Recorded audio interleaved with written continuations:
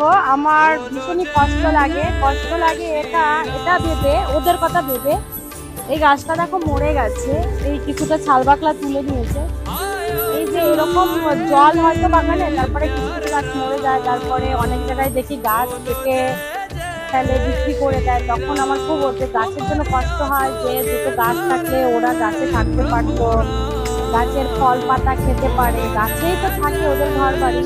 তো অনেক খারাপ লাগে, কিছু করার নাই। যে এই বাগানটার অন্য এরিয়ায় অনেক বড় বড় গাছ ছিল, তোমার আকাশমণি গাছ ছিল, বিক্রি করে দিয়েছে। খুব কষ্ট লাগে গো।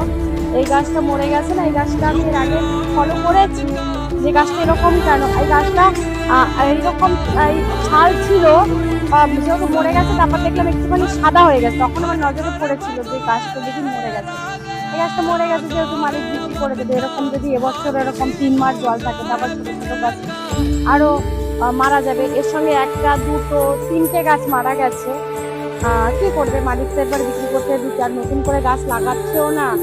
আর সব থেকে ঘর বাড়ি হয়ে গাছপালা আর থাকছে না। এখন ভীষণ খারাপ লাগে গাছের জন্য, যে অনেক জায়গায় গাছ কাটছে, এত খারাপ লাগে, না বলতে পারি না সইতে পারি, মন খারাপ করে শুধু চুপচাপ থাকি।